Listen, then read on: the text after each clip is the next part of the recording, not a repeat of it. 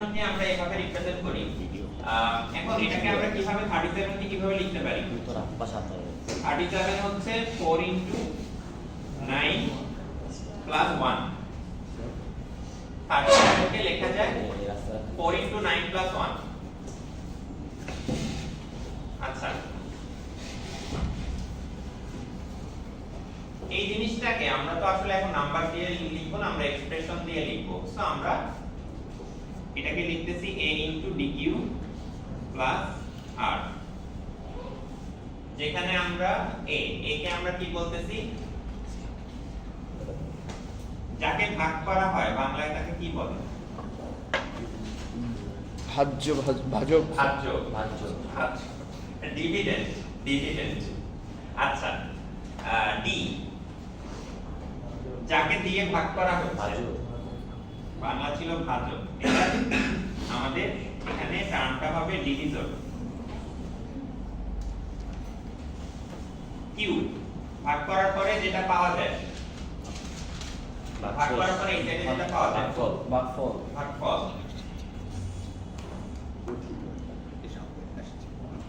কোশন আর এটা হচ্ছে ভাগশেষ ছিল না, ভাগশেষকে আমরা বলি রিমাইন্ডার।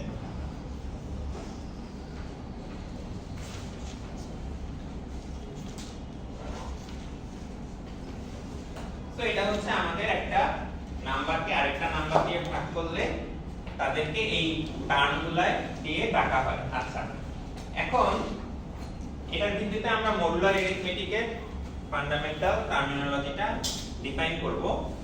আমাদের মডুলার অ্যারিথমেটিকে কোশনকে বলা হবে a div d, রিমাইন্ডারকে বলা হবে a mod d।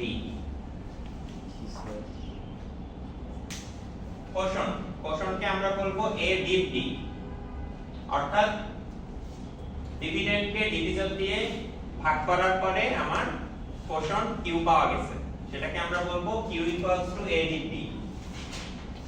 a K d দিয়ে ভাগ করার পরে রিমাইন্ডার r পাওয়া গেছে, তাহলে r কে আমরা বলবো a mod d। তার মানে এই এরকম একটা ইকুয়েশন যদি থাকে, সেখান থেকে আমি এই দুইটা জিনিস লিখতে পারবো, q equal to a div d, r equals to a mod d। তার মানে mod কি? মড হচ্ছে রিমাইন্ডার। মড কি নিয়ে ডিল করবে?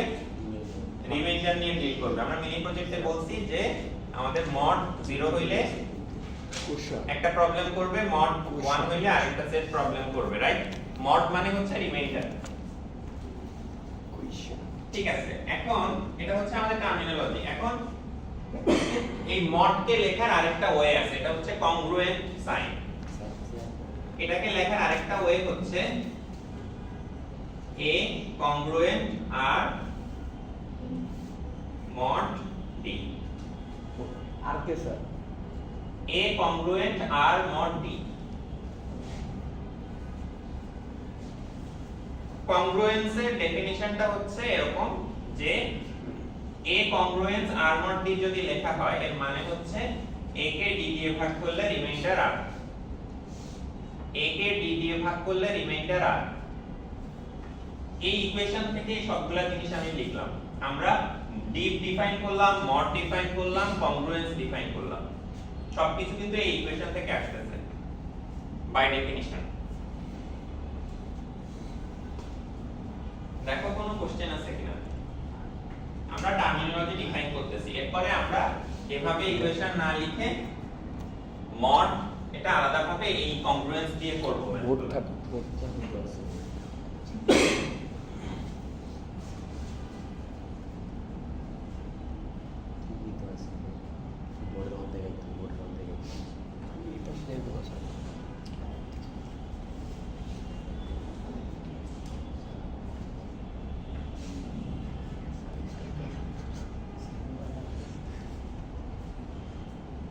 আচ্ছা, হ্যাঁ, কোন question? a equals to dq plus r, সেখান থেকে আমরা বললাম কোশ্চেন হচ্ছে a div d, রিমাইন্ডার হচ্ছে a mod d। এই মড কে লেখার আরেকটা ওয়ে হচ্ছে কংগ্রুয়েন্স, আমরা যদি লিখি a কংগ্রুয়েন্স r mod d এর মানে হচ্ছে a কে d দিয়ে ভাগ করলে রিমাইন্ডার হচ্ছে r। সো আমরা এখন দেখো আমাদের এখানে একটা জিনিস বের করা হয়েছে, what are the quotient and remainder when 101 is divided by 11। 101 কে যদি আমি 11 দিয়ে ভাগ করি তাহলে আমার কোশ্চেন্ট আর রিমাইন্ডার কত হবে?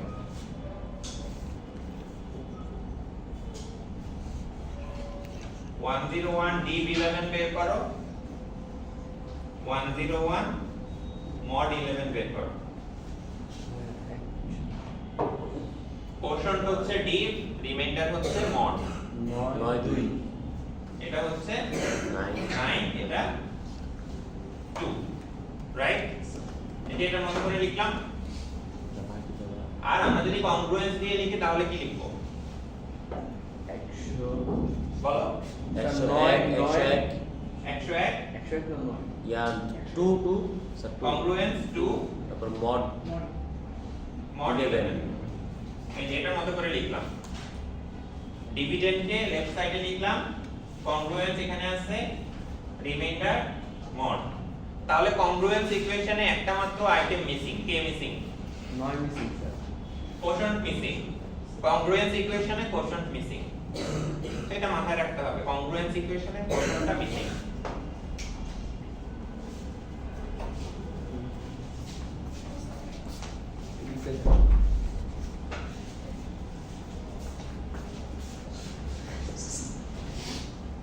হ্যাঁ, কোনো কোশ্চেন আছে? আচ্ছা, এরপরে দেখো আরেকটা কোশ্চেন করা হয়েছে -11।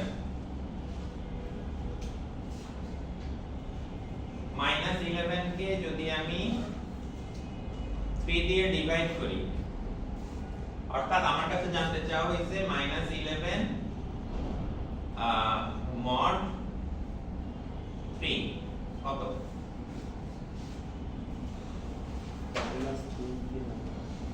এপাশে কত লিখবো? -3 স্যার। -3 লিখলাম, তাহলে -9 আসলো, -2 আসলো। তাহলে আমাদের এখানে রিমাইন্ডার কত আসতেছে? -2 -2 ইকুয়ালস টু -11 mod 3। এই ইকুয়েশনের মতো লিখলাম। আসলে আমরা এভাবে লিখব না। কেন লিখব না? আমাদের একটা কনভেনশন আছে যেটা সবাই একই প্র্যাকটিস সবাই ফলো করে।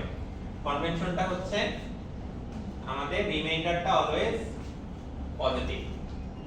তার মানে আমরা এখানে -3 টা না নিয়ে নিব -4, তখন আমার এখানে আসবে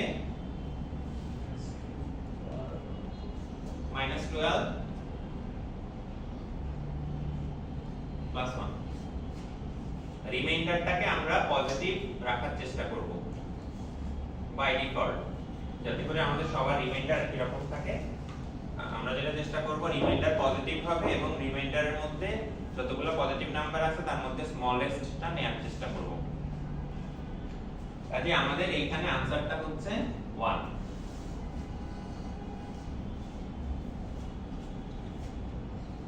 দেখো d হচ্ছে -4, রিমাইন্ডার হচ্ছে mod হচ্ছে 1।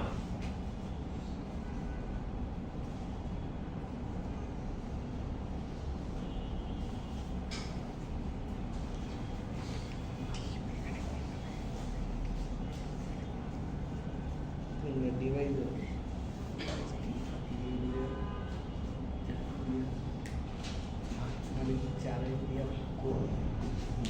আচ্ছা, এখন আমাদের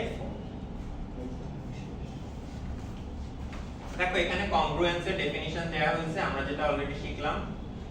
এখানে এক্সাম্পলটা আমরা একটু করি। Determine whether 17 is congruent to 5 modulo 6। 17 is congruent to 5 modulo 6। তার মানে আমাদেরকে এখানে কি বলা হয়েছে?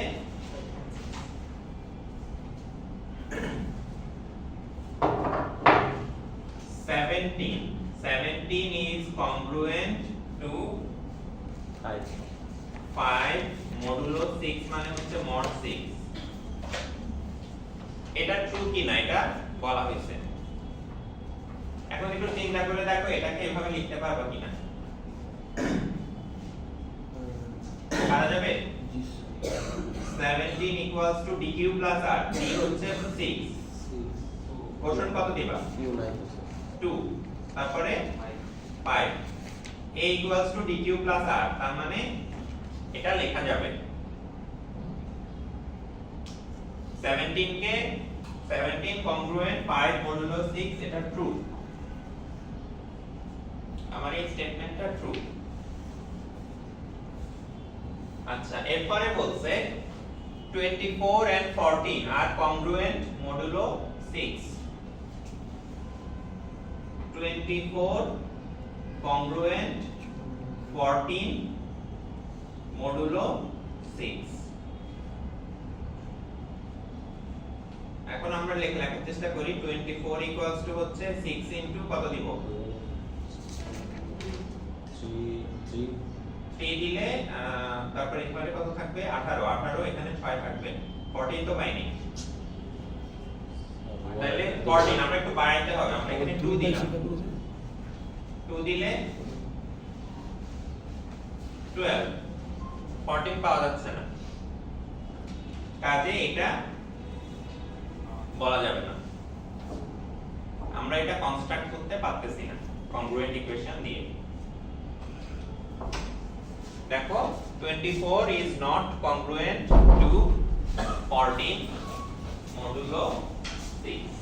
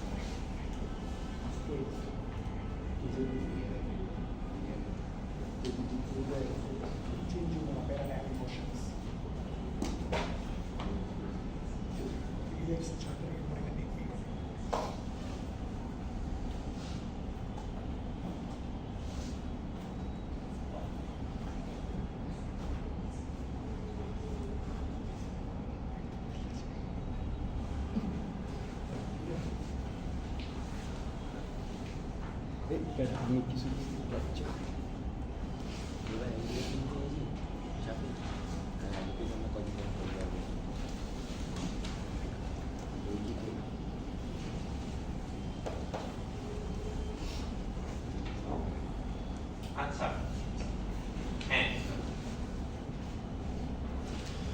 এই দুটো বোঝা গেছে, কখন লেখা যাবে কখন লেখা যাবে না। তো আমরা ডেফিনিশন অনুসারে ট্রাই করলাম। আচ্ছা, এখন আমাদেরকে আমরা থিওরেম 5টা একটু দেখি। থিওরেম 5 এ কি বলছে? থিওরেম 5 এ বলা হয়েছে যে m হচ্ছে একটা positive integer, a congruent b mod m, c congruent d mod m যদি বলা হয়, then a plus c congruent b plus d mod m। অর্থাৎ কংগ্রুয়েন্টের দুইটা ইকুয়েশন যদি থাকে, a congruent b mod m, c congruent d mod m, তাহলে a plus c congruent b plus d mod m হবে, এবং a into c congruent b into d mod m হবে। এটা একটা থিওরেম বলা হয়েছে, তার মানে অলওয়েজ ট্রু।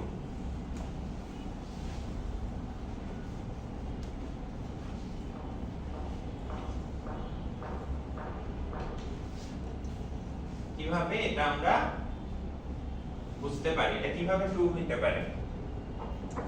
প্রুফটা তো অমিট করা আছে, আমরা একটু লিখে ফেলি।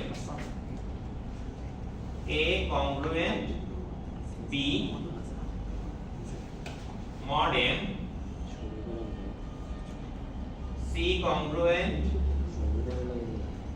d mod m। এটার মানে কি? মানে হচ্ছে a কে যদি m দিয়ে ভাগ করা হয় রিমাইন্ডার b, c কে যদি m দিয়ে ভাগ করা হয় তাহলে রিমাইন্ডার d। তাহলে আমাদেরকে প্রুফ করতে বলা হয়েছে দুইটা জিনিস। প্রুফ করতে বলা হয়েছে a plus c congruent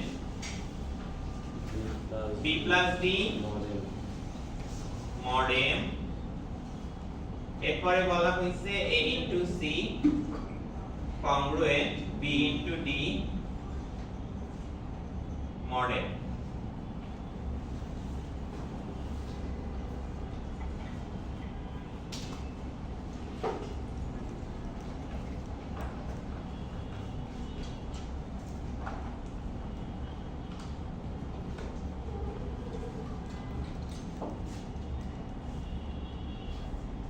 আচ্ছা এখন আমরা কিভাবে এটা প্রুফ করতে পারি আমরা এটা প্রুফ করব কিভাবে করব বলো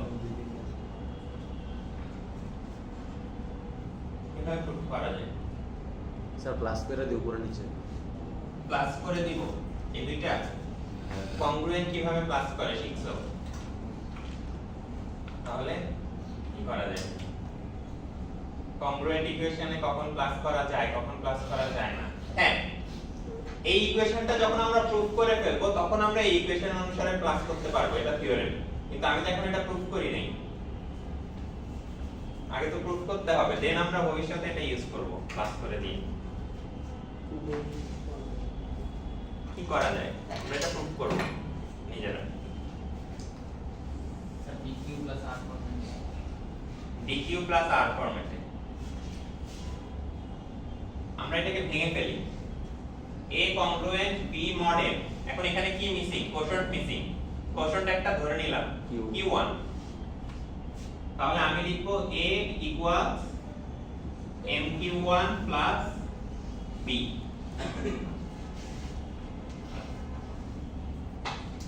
এখান থেকে এটা কেন লেখা যায় এটা হচ্ছে মডুলার অ্যারিথমেটিকের ডেফিনিশন রাইট আমরা এই ডেফিনিশন থেকে এখানে আসছিলাম কাজে ডেফিনিশনকে ভেঙে আবার ইকুয়েশনে নিয়ে নেওয়া যাবে কোনো সমস্যা নেই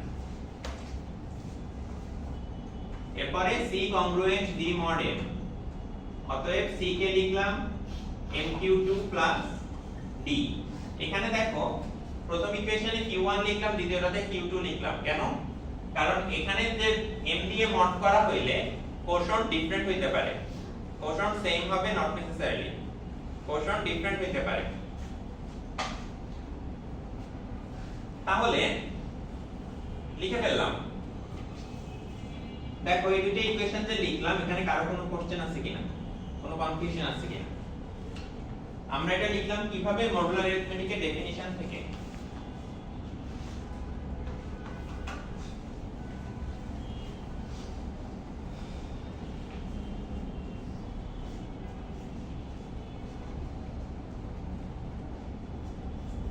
দেখো কারো কোনো কোশ্চেন আছে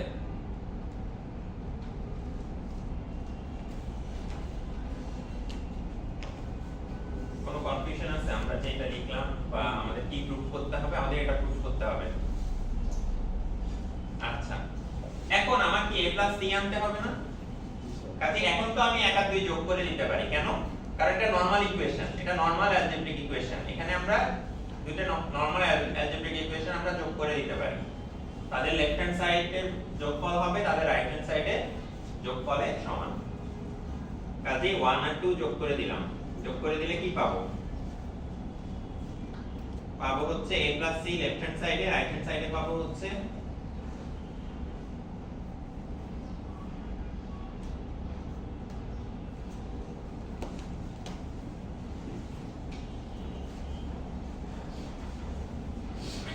ঠিক আছে লেফট হ্যান্ড সাইডে a c রাইট হ্যান্ড সাইডে হচ্ছে mq1 mq2 m কমন নিয়ে ফেললাম b d চলে আসলো এইবার এই ইকুয়েশনটাকে আমি আবার কংগ্রুয়েন্সে নিব দেখো কংগ্রুয়েন্সে নিলে কি ভ্যানিশ হয়ে যাবে q1 plus q2 কোশন ভ্যানিশ হয়ে যাবে রাইট এটা হচ্ছে কোশন m দিয়ে এই যে এটা হচ্ছে a dq r এটা হচ্ছে r এটা হচ্ছে a এটা হচ্ছে d এটা হচ্ছে q কাজে আমি এটাকে লিখতে পারবো a c congruent b d mod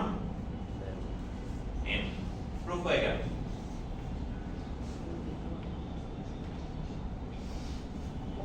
তাহলে আমরা কি করলাম মডুলার অ্যারিথমেটিকের ডেফিনিশন এখানে একবার অ্যাপ্লাই করলাম এখানে একবার অ্যাপ্লাই করলাম উল্টা দিকে আর মাঝখানে শুধু দুইটা ইকুয়েশন যোগ করলাম চলে আসলো আমাদের প্রুফ।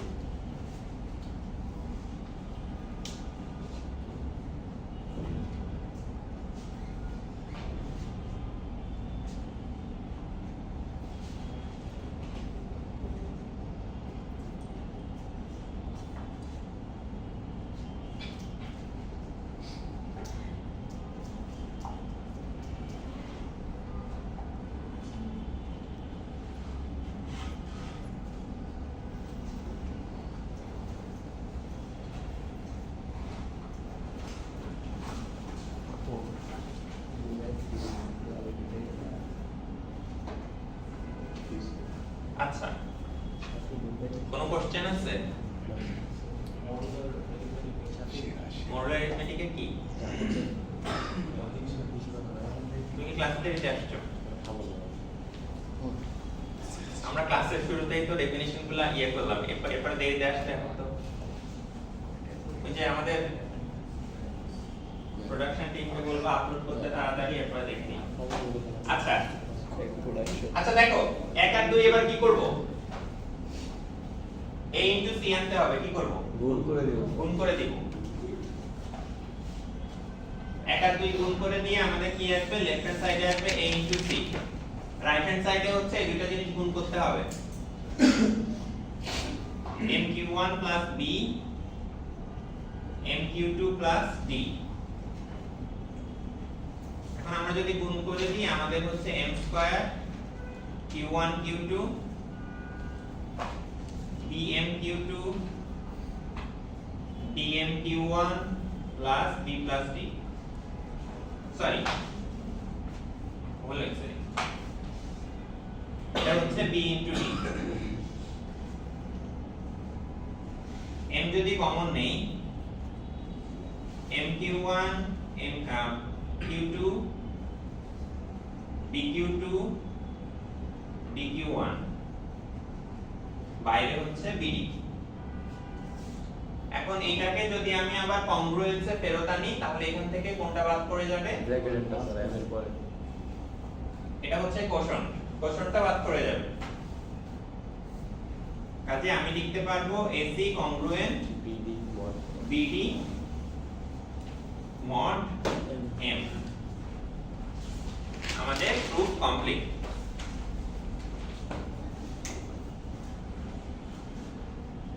তাহলে দেখো আমরা কিন্তু থিওরেমটা ইজিলি প্রুফ করে ফেলতে পারি, আমরা জাস্ট ডেফিনিশন ইউজ করলাম। হ্যাঁ, এটা কোন একটা ক্লাস টেস্ট 3 তে লাস্ট সেমিস্টারে আসছিল।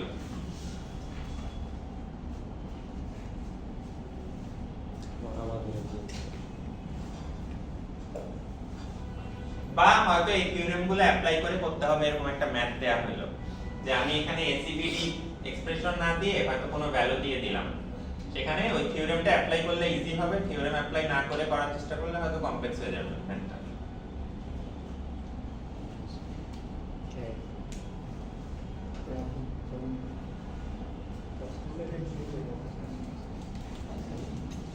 এর চেয়ে সহজ থিওরেম প্রুফ দেখছো কখনো?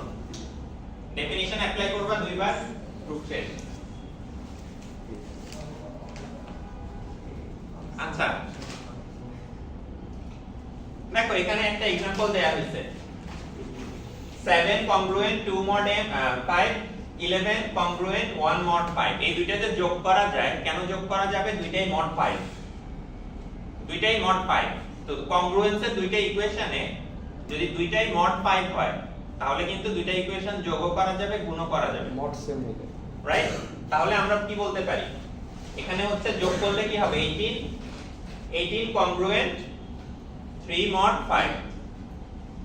তাহলে দেখো 18 congruent 3 mod 5, তাই না? গুণ করলে কি আসবে? 7 আর 11 গুণ করলে কি হবে? 77। 2 আর 1 গুণ করলে কি? 2।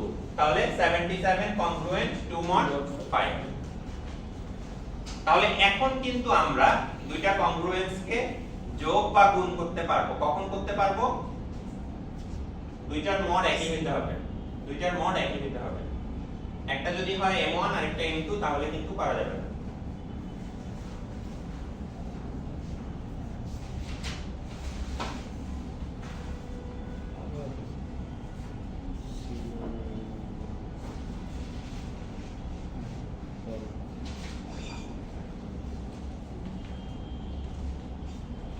Pseudo random number. আচ্ছা আচ্ছা, এখন পর্যন্ত যা শিখলাম আমরা তাতে কোনো কোশ্চেন আছে কিনা কারণ?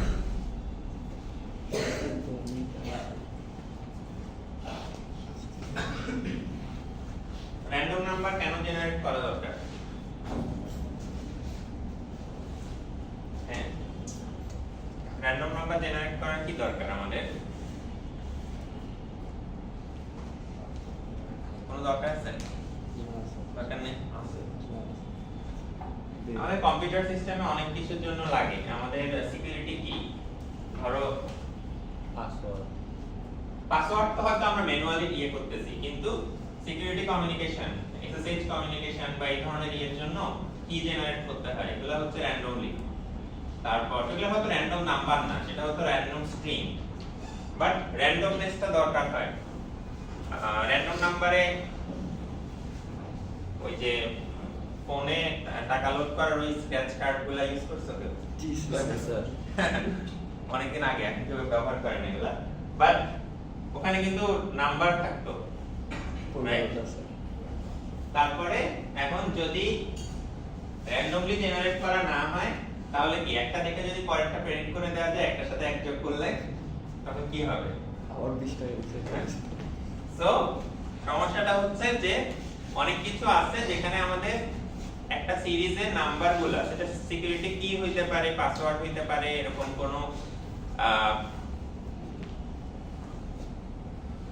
ফাইনান্সিয়াল ইয়ে হইতে পারে, সেখানে আমাদের কিগুলো জেনারেট করতে হবে র্যান্ডমলি। সো যদি এরকম র্যান্ডমলি জেনারেট করা দরকার হয়, দেন আমাদের কয়েক ফিউ থাউজেন্ড ইউজারের জন্য যদি কিছু জেনারেট করা লাগে, ফিউ মিলিয়নস ইউজারের জন্য যদি কিছু জেনারেট করা লাগে, দেন অবশ্যই আমাদের একটা র্যান্ডমনেস থাকতে হবে। সো একটা কম্পিউটার র্যান্ডমলি একটা নাম্বার জেনারেট করে, এটা খুব ইম্পর্টেন্ট একটা অ্যাবিলিটি, এটা দরকার সিকিউরিটির জন্য। এখন কথা হচ্ছে একটা কম্পিউটার একসাথে অনেক নাম্বার জেনারেট করবে, সেটা তো কোনো সিস্টেম্যাটিক ওয়েতে করতে হবে। মানে যদি সিস্টেম্যাটিক ওয়ে না থাকে তাহলে তো হচ্ছে আমি একসাথে অনেকগুলো নাম্বার দ্রুত জেনারেট করতে পারবো না। কিন্তু আবার যদি আমি সিস্টেম্যাটিক ওয়ে দিয়েই দেই তাহলে সেটা প্রেডিক্টেবল হয়ে যেতে পারে। যেমন আমরা যদি অ্যারিথমেটিক সিরিজ দেই 1 3 5 7, এই সিরিজে যদি নাম্বার জেনারেট করি খুব দ্রুত জেনারেট করে ফেলতে পারবো, কিন্তু এটা প্রেডিক্টেবল, এটা র্যান্ডম না। আচ্ছা, এরপর যদি আমি বলি 1 তারপরে 3 9 27, তাহলে সেটাও র্যান্ডম না, কারণ আমরা বুঝতেছি যে এটা হচ্ছে একটা জিওমেট্রিক সিরিজ, 3 দিয়ে গুণ করে করে প্রত্যেকবার আসতেছে। সো তাহলে আমাদের এখন দুইটা জিনিসের মধ্যে ব্যালেন্স করতে হবে। একটা হচ্ছে আমরা র্যান্ডমনেস চাচ্ছি যাতে প্রেডিক্টেবল না হয়, কিন্তু আবার একই সাথে আমাকে সিস্টেম্যাটিক ওয়েতে জেনারেটও করতে পারতে হবে। তো এই দুইটার মধ্যে আমরা ব্যালেন্স কিভাবে করব? সো আসলে কম্পিউটারের পক্ষে পিওরলি র্যান্ডম নাম্বার জেনারেট করা সম্ভব না, কারণ আমরা আসলে সিস্টেম্যাটিক ওয়েতেই জেনারেট করব। সো আমরা এগুলাকে বলি কম্পিউটার জেনারেটেড র্যান্ডম নাম্বারগুলোকে বলা হয় সিউডো র্যান্ডম নাম্বার।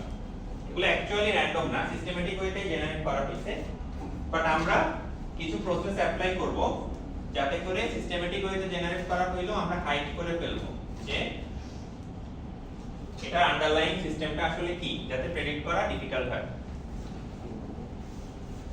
যেই প্রসেসগুলো দিয়ে আমরা এটা হাইড করব তার মধ্যে একটা প্রসেস হচ্ছে মডুলার অ্যারিথমেটিক।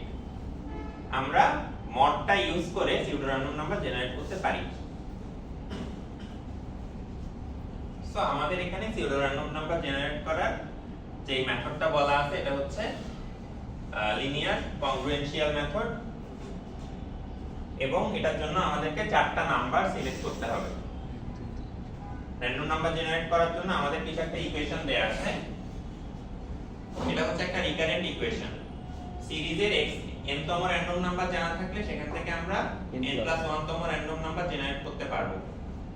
এটার জন্য আমাদের 4টা নাম্বার লাগবে। এক, মডুলার, যেটা দিয়ে মড করতেছি এটা জানা লাগবে, যেটা দিয়ে গুণ করতেছি এটা জানা লাগবে, যেটা যোগ করতেছি এটা জানা লাগবে। এরপর হচ্ছে যেহেতু এটা রিকারেন্টের বেস কেসটা জানা লাগবে, x0 জানা লাগবে।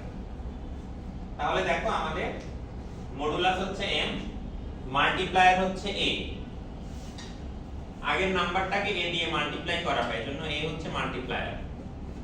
এটার সাথে c কে যোগ করা হয়, এজন্য c হচ্ছে ইনক্রিমেন্ট। সিড হচ্ছে রিকারেন্সের বেস কেস। আমার র‍্যান্ডম নাম্বার সিরিজের প্রথম নাম্বারটা হচ্ছে সিড। এরপরে এই নাম্বারগুলোকে যদি আমি সিলেক্ট করি এবং ওই ইকুয়েশনে যদি আমি বারবার বসাই, তাহলে আমি একটা সিকোয়েন্স অফ র‍্যান্ডম নাম্বার পাবো। সো আমরা দেখতেছি যে র‍্যান্ডম নাম্বার জেনারেট করার জন্য মডুলার অ্যারিথমেটিক হচ্ছে একটা ইম্পর্টেন্ট পার্ট। আচ্ছা, এখন এবার আমাকে একটা কথা বলো, কোন একটা সংখ্যাকে যখন আমি m দিয়ে মড করব, ওই নাম্বারের রেঞ্জ কত আসবে? মাইনাস থেকে প্লাস। 0 থেকে m, 0 থেকে m - 1 আসবে। m দিয়ে কোনো কিছুকে ভাগ করলে রিমাইন্ডার কত পর্যন্ত আসতে পারে? 0 থেকে m - 1 পর্যন্ত আসতে পারে। 5 দিয়ে কোনো কিছুকে ভাগ করো, রিমাইন্ডার কত আসবে? 0 থেকে 4 পর্যন্ত। কাজেই আমরা যখন m দিয়ে ভাগ করব, আমাদের র‍্যান্ডম নাম্বারের রেঞ্জ হবে 0 থেকে m - 1।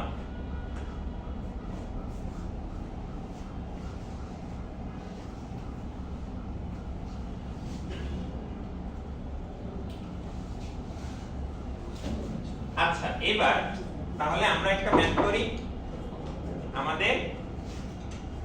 আমরা বললাম যে আমরা 0 থেকে 16 এর মধ্যে র‍্যান্ডম নাম্বার জেনারেট করতে চাই। এটার জন্য আমাদের এই চারটা নাম্বার সিলেক্ট করতে হবে, m, x0, a, c। এখন 0 থেকে 16 এর মধ্যে যদি র‍্যান্ডম নাম্বার জেনারেট করতে হয়, m এর ভ্যালু কত নিবা?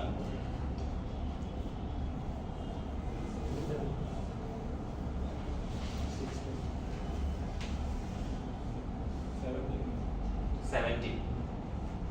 হ্যাঁ, অর্থাৎ হাইয়েস্ট র‍্যান্ডম নাম্বার যেটা আসতে হবে, m এর ভ্যালু তার চেয়ে এক বেশি নিতে হবে। যখন আমরা ইন্টিজার নিয়ে কাজ করতেছি, কাজে আমরা m কে নিলাম 17। আচ্ছা, এবার m সিলেক্ট করার পরে এবার আমরা m এর ভিত্তিতে বাকি ইকুয়েশনগুলো দেখে চুজ করতে পারি। a কে চুজ করতে হবে, কি বলছে? 2 এর greater than equals to less than m, মানে 16 থেকে ছোট হইতে হবে। 2 থেকে 15 এর মধ্যে, 2 থেকে 15 এর মধ্যে একটা নাম্বার সিলেক্ট করতে হবে a হিসেবে। স্যার 2 থেকে 16। 2 থেকে 16, হ্যাঁ 2 থেকে 16 এর মধ্যে একটা নাম্বার সিলেক্ট করতে হবে। 16 নি 16 নিবা।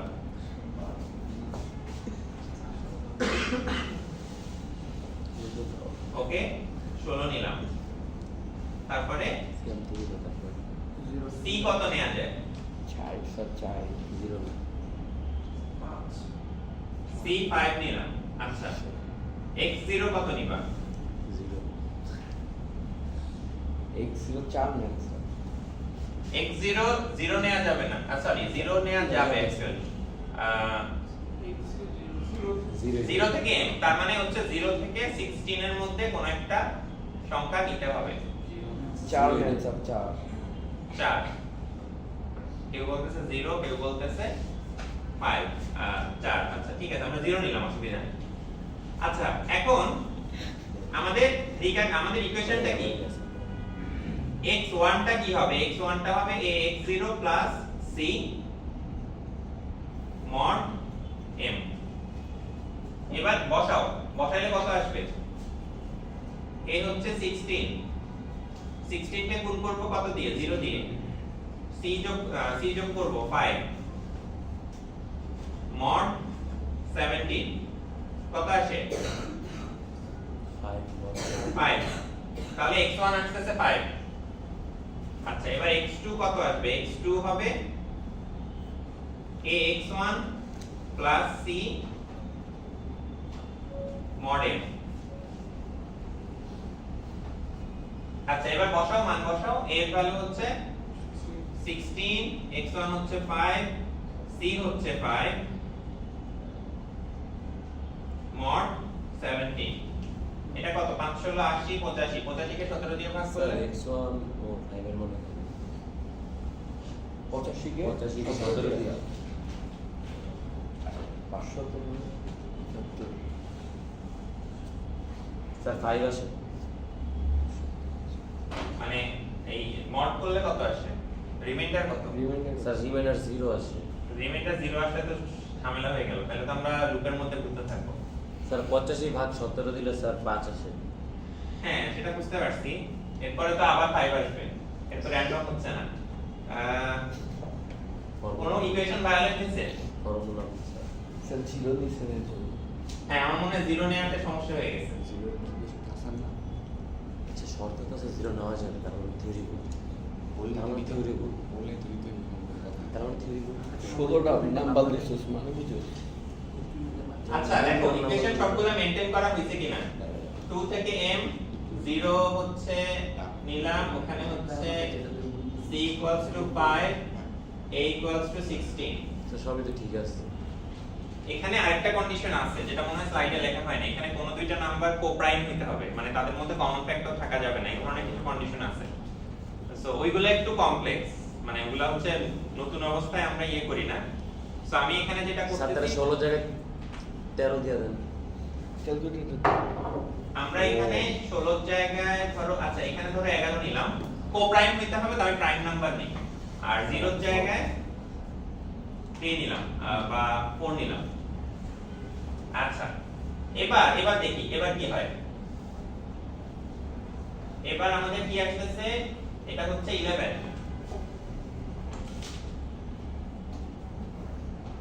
into 4, তাহলে এটা কত? 44 49 কে 17 দিয়ে মড করলে কত আসবে? 34 15 আসবে, 15 আসবে। আচ্ছা আর এরপরেরটা তখন হবে আমাদের a হচ্ছে 11 into 15 প্লাস 5 মড করলে এখানে 11 into 15 হচ্ছে কত?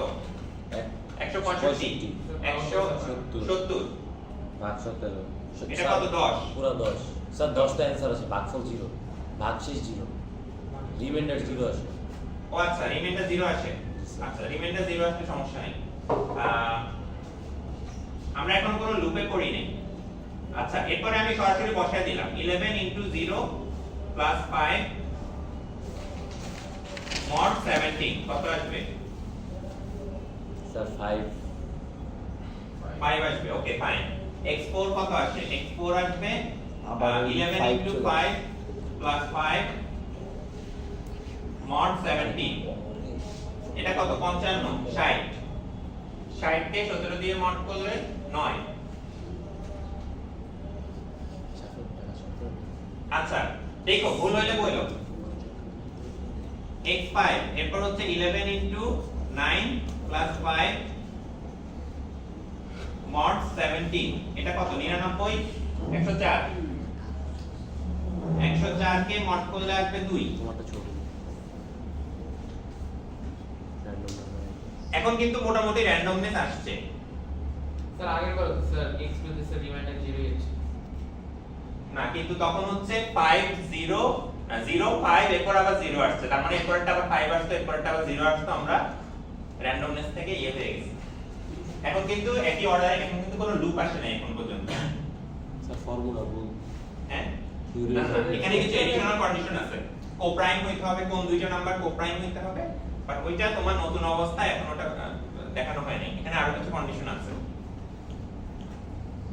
এত ঝামেলা সব আন্দাজে 5টা 15 আমরা স্যার কোর্সটা আসলে আমরা লিনিয়ার কনক্লুয়েন্সিয়াল মেথড পুরোপুরি শেখার চেষ্টা করতেছি না, কম্পিউটারে ইমপ্লিমেন্ট করে দেয়া আছে, আমরা বোঝার চেষ্টা করতেছি যে মডুলার অ্যারিথমেটিকের একটা রোল আছে সিউডো র‍্যান্ডম নাম্বার জেনারেশনের ক্ষেত্রে, সেটা বোঝার চেষ্টা করতেছি। হাই লেভেল পিকচারটা মাথায় রাখি আমরা। কোর্সটা আসলে ভুল। একটা জিনিস একটু জাস্ট চেষ্টা করলো, নাম্বারগুলো চুজ করার সময় ট্রাই করবা যে এখানে নাম্বারগুলো যেন একটা আরেকটার সাথে কোপ্রাইম হয়, তাহলে ভালো হবে, তাদের কমন ফ্যাক্টর যেন 1 ছাড়া আর কিছু না থাকে। দেখো এখানে 17 আর 1 দুইজনই প্রাইম, তাহলে তো আর কোপ্রাইম হবে। 17 আর 5 এর মধ্যে কোনো কমন ফ্যাক্টর নাই, কারণ এরা সবাই প্রাইম। 4 প্রাইম না, কিন্তু 4 এর সঙ্গে অন্য কারো কমন ফ্যাক্টর নাই, কারণ সে নিজেই শুধুমাত্র ইভেন, বাকি সবাই অড।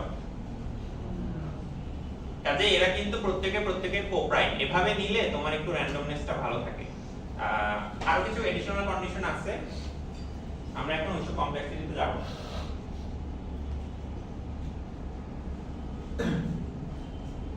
শুধু তাহলে এটা মানে এটা জেনে রাখো যে এগুলা হচ্ছে ম্যান্ডেটরি, এগুলা ছাড়া হবে না, বাট এটা হইলেই যে আমার ফুল র্যান্ডমনেস আসবে এটা গ্যারান্টি দেওয়া যায় না, আরো কিছু এডিশনাল জিনিস মাথায় রাখতে হবে।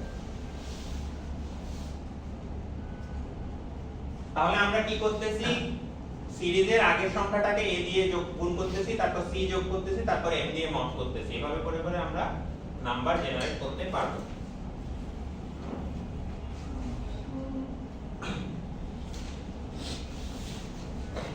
দেখো এখানে আরেকটা ডিফারেন্ট एग्जांपल দেয়া আছে।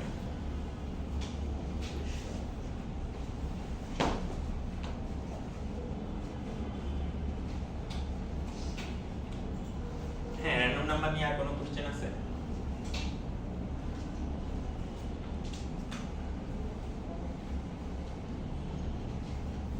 কি ডিসকাশন হচ্ছে এখানে? আচ্ছা, দেখা অসুবিধা নেই।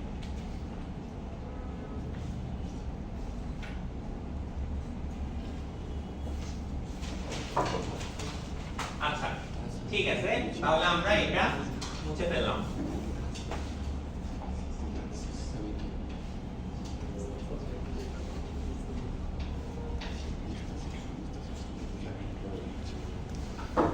প্রাইম নাম্বার কি জিনিস? এক ছাড়া অন্য কোনো সংখ্যা দ্বারা ভাঙবে এক এবং সে নিজে, এক এবং সে নিজে বাদে অন্য কোনো সংখ্যা দিয়ে তাকে ডিভাইড করা যাবে না, তাহলে সেই সংখ্যাগুলো হচ্ছে প্রাইম নাম্বার। ফাইন, এখন আমরা যেটা দেখব সেটা হচ্ছে fundamental theorem of arithmetic. Fundamental theorem of arithmetic হচ্ছে সিম্পলি যে কোনো ইন্টিজারকে তার প্রাইম ফ্যাক্টরের রিপ্রেজেন্টেশন হিসেবে লেখা যাবে। যে কোনো ইন্টিজারকে তার প্রাইম ফ্যাক্টরে রিপ্রেজেন্ট করে লেখা যাবে। যেমন আমরা এখানে লিখতেছি 100, 100 এর প্রাইম ফ্যাক্টর হচ্ছে দুইটা, 2 আর 5।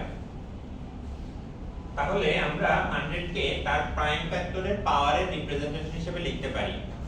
2 এর পাওয়ার হচ্ছে 2, 5 এর পাওয়ার হচ্ছে 2। তাহলে 100 কে ভেঙে আমরা তার প্রাইম ফ্যাক্টরগুলো দিয়ে লিখলাম এবং প্রাইম ফ্যাক্টরগুলো যার যেই পাওয়ার আছে সেগুলা দিয়ে দিলাম। 100 কে 2 দিয়ে কয়বার ভাগ করা যায়? দুইবার। প্রথমবার 2 দিয়ে ভাগ করলে 50, দ্বিতীয়বার 2 দিয়ে ভাগ করলে 25, তাহলে 2 দিয়ে ভাগ করা যায়। এবার 25 যে বাকি আছে, 25 কে 5 দিয়ে ভাগ করলে একবার ভাগ করা যায়, এরপর 5 দিয়ে আরেকবার ভাগ করা যায়, এরপরে 1 আসবে।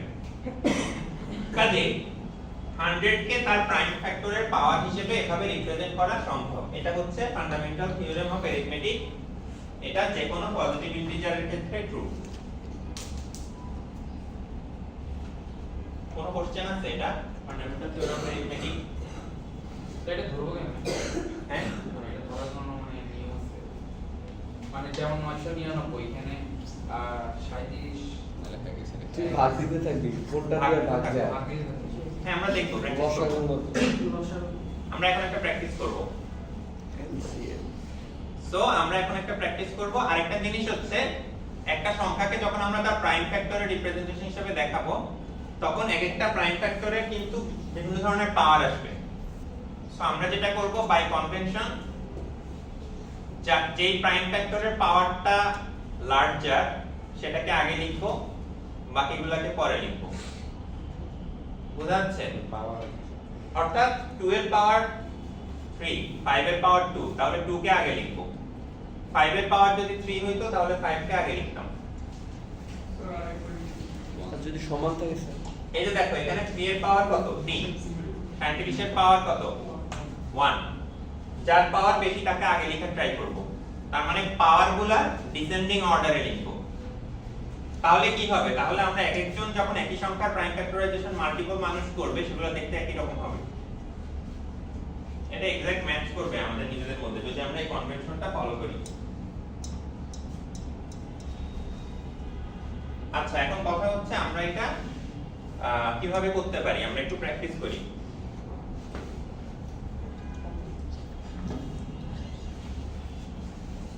Find the prime factorization of 7007. আমরা ফান্ডামেন্টাল থিওরেম অফ অ্যারিথমেটিক দিয়ে আমরা এটা করতে চাই।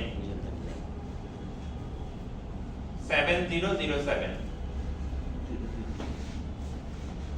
আচ্ছা, এখন আমরা প্রাইম দিয়ে ভাগ করা যায় কিনা এটার জন্য আমরা চেক করব। 2 দিয়ে ভাগ করা যায় কিনা, না স্যার না কারণ এটা ইভেন নাম্বার না, কাজেই 2 দিয়ে ভাগ করা যাচ্ছে না। 3 দিয়ে ভাগ করা যায় কিনা, না না স্যার 3 দিয়ে ভাগ করা যায় কিনা এটা চেক করার শর্টকাট কি? দুইটা যোগ করে যদি 3 দিয়ে ভাগ দেয় সব কি যোগ করবা? স্যার সংখ্যাগুলো সংখ্যাগুলো,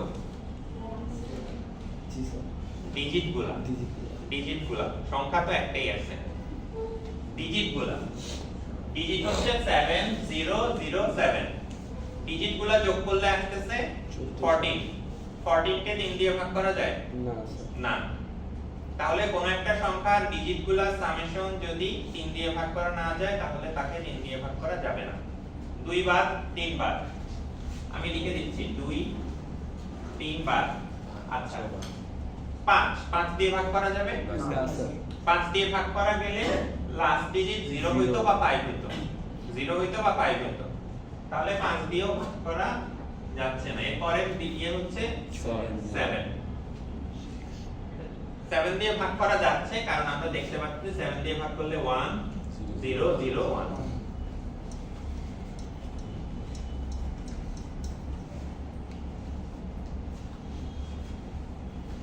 এক 1001 কে 7 দিয়ে গুণ করলে 7007 পাওয়া যাবে। সো আমরা এটা করতে পারি।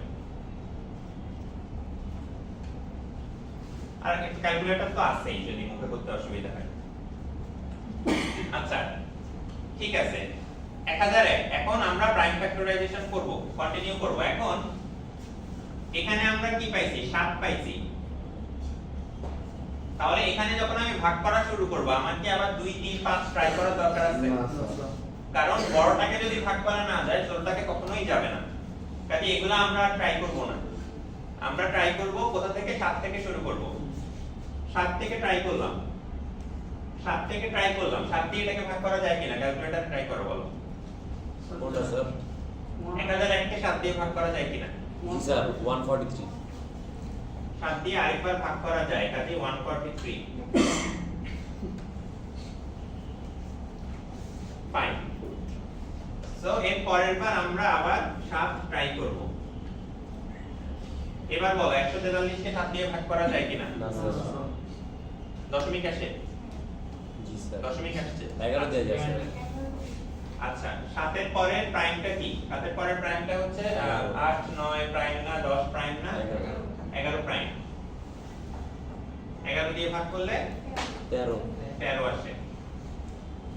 আচ্ছা, 13 কে আর ডিভাইড করার সুযোগ নাই, 13 নিজেই একটা প্রাইম প্রাইম। কাজে ওর প্রাইম ফ্যাক্টরাইজেশনটা হচ্ছে কোনগুলা? এই সবগুলা। 7 স্কয়ার ঠিক আছে, এই যে নিচের এটা সহ বাম পাশে সবগুলা। কাজে আমরা 7007 কে কিভাবে লিখবো? 7 দিয়ে 2 বার ভাগ করা যায়, 11 দিয়ে একবার ভাগ করা যায়, 13 দিয়ে একবার ভাগ করা যায়। এটা হচ্ছে ফান্ডামেন্টাল থিওরেম অফ অ্যারিথমেটিক অনুসারে 7007 এর প্রাইম ফ্যাক্টরাইজেশন।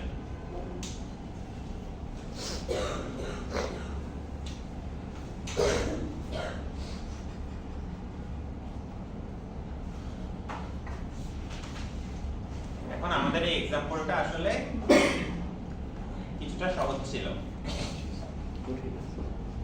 সহজ ছিল বলতে আমরা শুরুর দিকে প্রাইমের মধ্যেই পেয়ে গেছি ফ্যাক্টরগুলো। অনেক সময় যেটা হয় কোন নাম্বারে যদি সেটা প্রাইম নাম্বার হয় তাহলে অনেকক্ষণ ধরে চেক করতে করতে বুঝবা যে এটা প্রাইম। আবার কোন নাম্বার প্রাইম না কিন্তু তার দুইটা মাত্র প্রাইম ফ্যাক্টর আছে, দুইটা লার্জ, এগুলো খুঁজতে তোমার অনেকক্ষণ ধরে সার্চ করতে হবে। তাহলে কথা হচ্ছে আমি কতক্ষণ ধরে ম্যাক্সিমাম সার্চ করব? আমি যখন 7007 কে ভাগ করব প্রাইম ফ্যাক্টর যখন আমি খুঁজবো ম্যাক্সিমাম কত পর্যন্ত খুঁজলে আমি শিওর হব যে এটা প্রাইম ফ্যাক্টর নাই? 7006 7007 এর জন্য যখন তুমি প্রাইম ফ্যাক্টর সার্চ করবা এর ম্যাক্সিমাম রেঞ্জ হবে 7007 এর স্কয়ার রুট। স্কয়ার রুট কত? 83 83 পয়েন্ট কত? দেখে দেখে তো বলি এর লোয়ার ইন্টিজারটা নিতে হবে। 83.707 তার মানে 83 এর ফ্লোরটা নিছি, বুঝছো? ফ্লোর ফাংশন মনে আছে?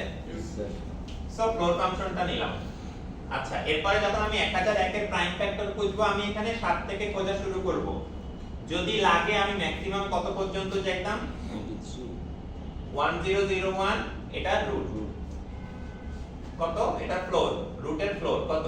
31 31। 143 এর প্রাইম ফ্যাক্টর খোঁজার জন্য আমি ম্যাক্সিমাম কত পর্যন্ত যাইতাম? স্যার 11 ম্যাক্সিমাম 11 পর্যন্ত যাইতাম। সো যদি মানে আমরা তো এখানে লোয়ার রেঞ্জে পেয়ে গেছি প্রাইম ফ্যাক্টর গুলো, যদি কন্টিনিউ করা লাগতো তাহলে আমি ম্যাক্সিমাম এত পর্যন্ত যাইতাম, এর বাইরে যাওয়া লাগবে না। এই পর্যন্ত গিয়ে যদি তুমি কোনো প্রাইম ফ্যাক্টর না পাও, তার মানে সে নিজে প্রাইম। এই পর্যন্ত গিয়ে যদি তুমি কোনো প্রাইম ফ্যাক্টর বের করতে না পারো, তাহলে ওই সংখ্যাটা নিজে একটা প্রাইম।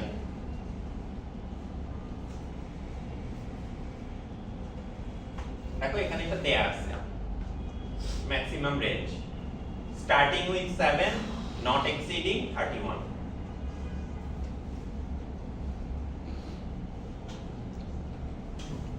কোন কোশ্চেন আছে কিনা?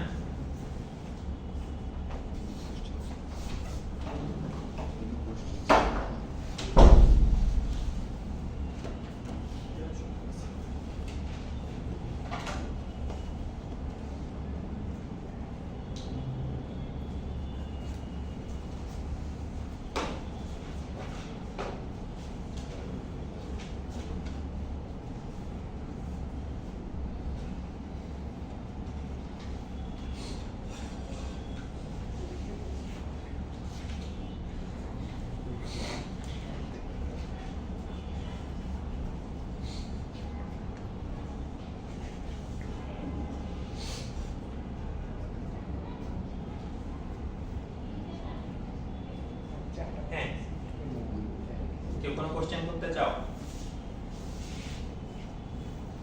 আচ্ছা ঠিক আছে, আমাদের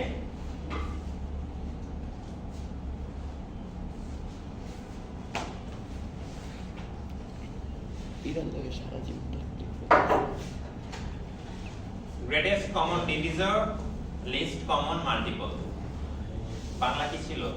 কথাগুলো সব দেখাচ্ছি গসাগু আর লসাগু। হ্যাঁ, গসাগুর পূর্ণ বাংলা কি ছিল? গরিষ্ঠ সাধারণ গুণনীয় গরিষ্ঠ সাধারণ গুণনীয়। হ্যাঁ, আর লসাগু লঘিষ্ঠ সাধারণ গুণিতক। লঘিষ্ঠ সাধারণ গুণিতক। আচ্ছা, তো আমরা যদি এখন বলি 36, আমরা দুইটা নাম্বার নিলাম, দুইটা নাম্বার নিলাম 24 আর 36, 24 আর 36। তাহলে আমরা গ্রেটেস্ট কমন ডিভিজর কি? প্রথম কথা, কমন ডিভিজর কি? কমন ডিভিজর হচ্ছে সেই সংখ্যাগুলা যাকে দিয়ে 24 কেও ডিভাইড করা যাবে, 36 কেও ডিভাইড করা যাবে। ডিভিজর মানে হচ্ছে তাদেরকে দিয়ে ডিভাইড করা যায়। কমন ডিভিজর মানে তাদেরকে দিয়ে দুইজনকেই ডিভাইড করা যায়। তাহলে এখন 24 আর 36 এর কমন ডিভিজর কি হতে পারে? 1 2 2 হইতে পারে, 3 তারপর 4 হইতে পারে, 3 ও 3 আছে, সরি, তারপরে কথা না 3 হইতে পারে, 4 হইতে পারে, আর 6 12 8 আছে না? 8 নাই, না স্যার 12, তারপরে আর নাই স্যার আর নাই। আচ্ছা, এখন এই কমন ডিভিজর গুলোর মধ্যে আমাকে কি বলছে? Greatest common divisor. তার মানে কমন ডিভিজর গুলোর মধ্যে 12 গ্রেটেস্ট বা লার্জেস্ট এটা হচ্ছে 12। এটাকে আমরা বলবো GCD. GCD of what? GCD of 24 and 36 GCD of 24 and 36 equals 12. So এটা ছিল আমাদের ডেফিনিশন। জাস্ট রিমাইন্ডার দিলাম এটা কি জিনিস।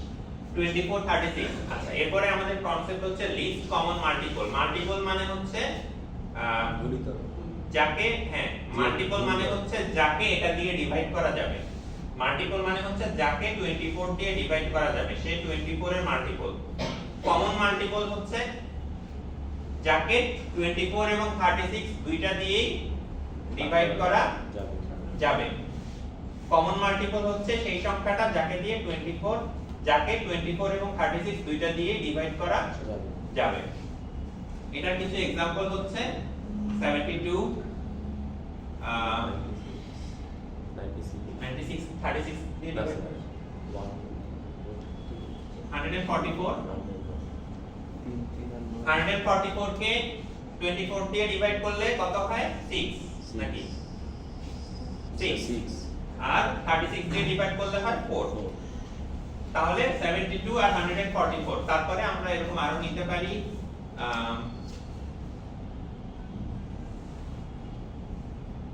200 সামথিং কত হবে? স্যার 216 নিতে পারেন 216 হ্যাঁ কোনটা তাহলে এইগুলা হচ্ছে কমন মাল্টিপল। কমন মাল্টিপলের মধ্যে কোনটাকে এলসিএম বলা হয়? লিস্ট বা স্মলেস্ট টাকে। কমন মাল্টিপল গুলোর মধ্যে যেটা স্মলেস্ট তাকে বলা হবে এলসিএম অফ 24 and 36।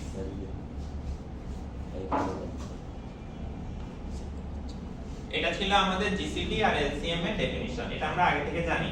তাহলে আমরা এখন এটা কেন ডিসকাস করলাম? আমরা এখন জিসিডি এলসিএম আগে যেভাবে বের করতাম সেভাবে বের না করে আমরা ফান্ডামেন্টাল থিওরেম অফ অ্যারিথমেটিক দিয়ে বের করার চেষ্টা করব।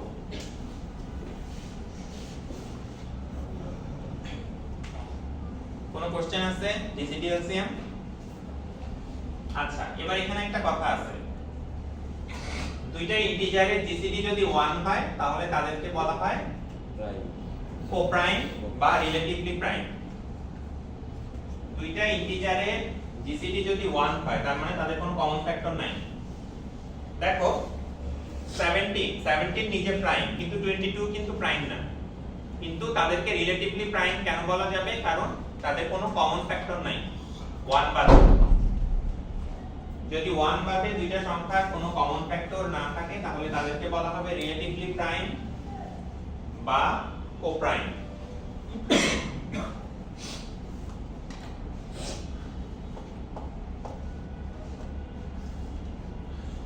আচ্ছা ঠিক আছে, আর কোনো কোশ্চেন?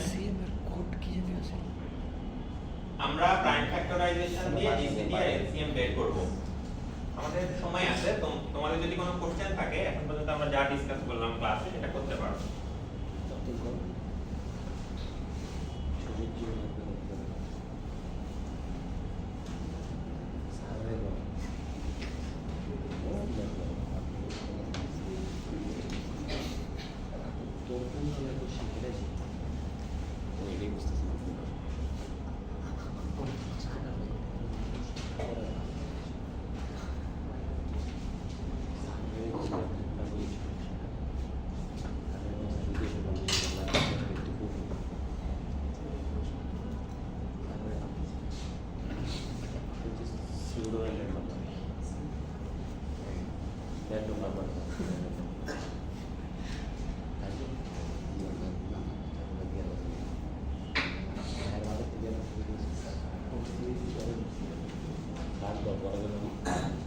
স্যার স্টিভিডো র্যান্ডম নাম্বার আরেকবার বুঝাইলে ভালো হতো। কেন? এটা একটু ইকুয়েশনটা বুঝতেছেন। ভিডিও আছে। আচ্ছা এক মিনিট, কিউডার নাম্বার কি হইছে? আমরা তো ডিসকাস করলাম। স্পেসিফিক কোশ্চেনটা কি? আর কি কোশ্চেন ওই নিজে উঠতেছে না না, হ্যাঁ স্পেসিফিক কোনো কোশ্চেন থাকে আমরা সেটা করতে পারি। এমনিতে কোনো ইয়ে ছাড়া তো আমরা র্যান্ডম আমরা মাত্র ক্লাস করলাম। স্পেসিফিক কোশ্চেনটা কি? স্যার মডুলাসটা বড় কেমন হয়েছে? মডুলাসটা কিসের চেয়ে বড় কেন হইছে? মানে ইয়ার থেকে আচ্ছা 16 থেকে 17 নিছেন না ওটা ও আচ্ছা, তো আমি যখন কোনো কিছুকে 5 দিয়ে ডিভাইড করব তখন আমি ম্যাক্সিমাম রিমাইন্ডার কত পাবো? ম্যাক্সিমাম রিমাইন্ডার কোন সংখ্যার আগের সংখ্যা 4। তাহলে যদি আমি 4 পর্যন্ত র‍্যান্ডম নাম্বার জেনারেট করতে চাই তাহলে আমি এই মডুলাস কত নিব? তার চেয়ে এক বেশি নিব। মানে 0 সহ কাউন্ট করার জন্য তাহলে আমি যদি 0 থেকে 100 পর্যন্ত র্যান্ডম নাম্বার জেনারেট করতে চাই, আমি মডুলাস m কত নিব? 101 101।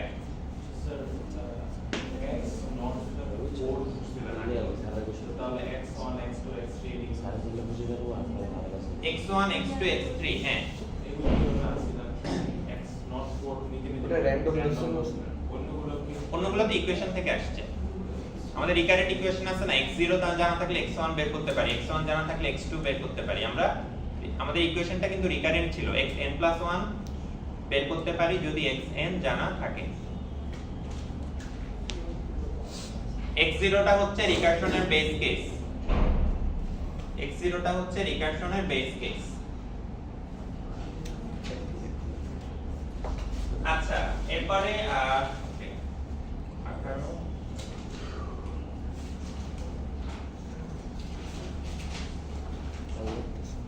আমরা এই দুইটা বের করি।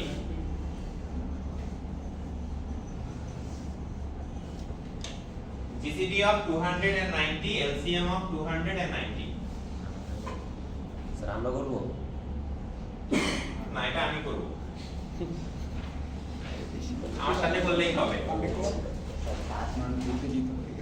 আচ্ছা এখন আমরা এটা কিভাবে করব? আমরা এটা আগের মতো করব না, পাটিগণিত না, আমরা এখন এটা ফান্ডামেন্টাল থিওরেম অফ অ্যারিথমেটিক দিয়ে করা শিখতে যাচ্ছি। তো আমরা যেটা করব আগে ওদের প্রাইম ফ্যাক্টরাইজেশন করব। সো আমরা যদি 200 কে একটু প্রাইম ফ্যাক্টরাইজেশন করি, 2 দিয়ে ভাগ করা যায়, এরপরে আবার 2 দিয়ে ভাগ করা যায়, আবার 5 5। তাহলে আমাদের 200 কে লেখা যাচ্ছে 2 কিউব 5 স্কয়ার, তাই না? জি স্যার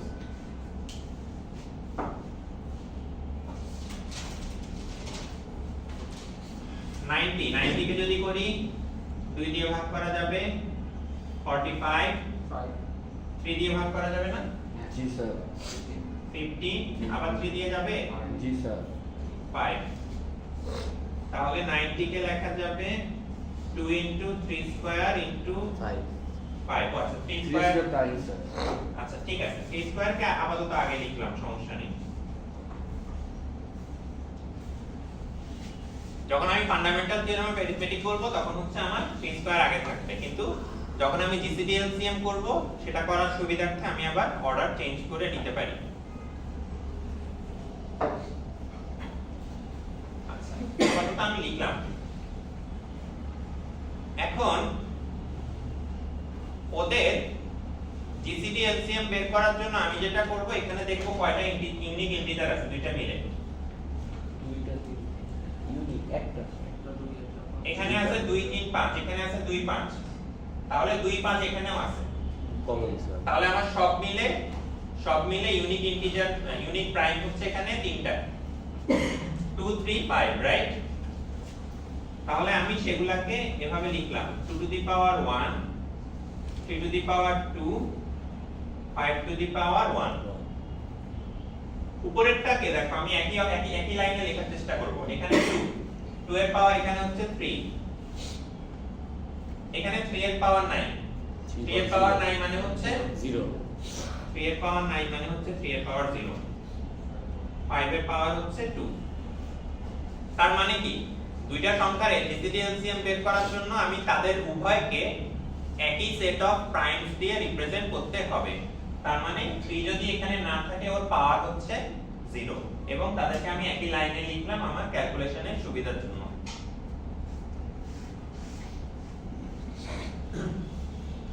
যদি দুইটা সংখ্যাকে আমি এরকম সেম সেট অফ প্রাইম দিয়ে রিপ্রেজেন্ট করতে পারি, দেন জিসিডি এলসিএম বের করা হচ্ছে সহজ। আমি যেটা করব 290, এখানে আমি যেটা নিব 2 এর পাওয়ার কে আছে 3 আর 1, তার মধ্যে জিসিডি বের করার সময় আমি মিনিমামটা নিব 3 আর 1 এর মধ্যে ছোট। 3 এর পাওয়ার আছে হচ্ছে 0 আর 2, মিনিমামটা নিব 0 আর 2 এর মধ্যে। 5 এর পাওয়ার আছে 2 আর 1, 2 আর 1 এর মধ্যে যেটা মিনিমাম সেটা নিব।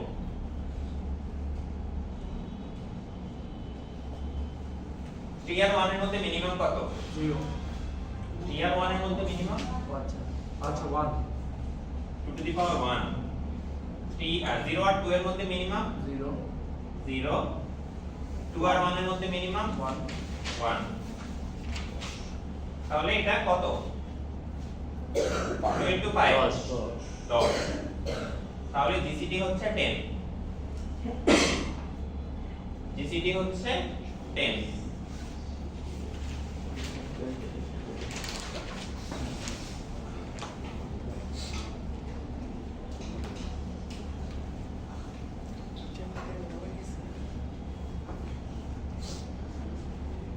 আচ্ছা আমাদের স্ট্র্যাটেজিটা বোঝা গেছে আমরা তাদের প্রাইম ফ্যাক্টরাইজেশন করলাম এইটুকুকে বললাম ফান্ডামেন্টাল থিওরেম অফ অ্যারিথমেটিক তারপরে এই সাইডে আমি তাদেরকে একই সেট অফ প্রাইমস দুইখানেই আনলাম এবং তাদেরকে অ্যালাইন করলাম জিসিডি চুজ করার সময় প্রত্যেকটা প্রাইমের মিনিমাম পাওয়ার নিয়ে নিব এবার হচ্ছে আমার কাজ হচ্ছে এলসিএম বের করা এলসিএম বের করার সময় আমি যেটা করব ওই প্রাইমগুলোর মিনিমাম পাওয়ার না নিয়ে কাজ ম্যাক্সিমাম পাওয়ার নিয়ে কাজে আমার হবে এখানে 2 to the power maximum 31 3 to the power maximum 02 5 to the power maximum 21 তাহলে টিয়ার 1 এর মধ্যে ম্যাক্সিমাম হচ্ছে 3 0 আর 2 এর মধ্যে ম্যাক্সিমাম হচ্ছে 2 2 আর 1 এর মধ্যে ম্যাক্সিমাম হচ্ছে 2 কত আসে সংখ্যা 1800 স্যার 1800 এটা হচ্ছে আমাদের এলসিএম অফ 290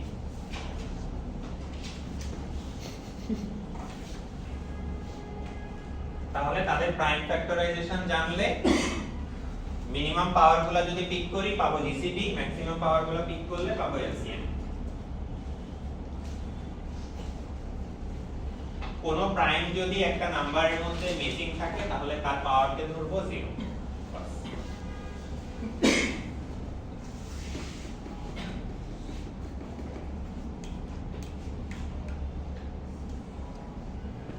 সো এটা হচ্ছে আমাদের জিসিডি এলসিএম আমাদের ক্লাস টেস্ট 3 এর সিলেবাস শেষ এই স্লাইড দিয়ে দিন স্যার হ্যাঁ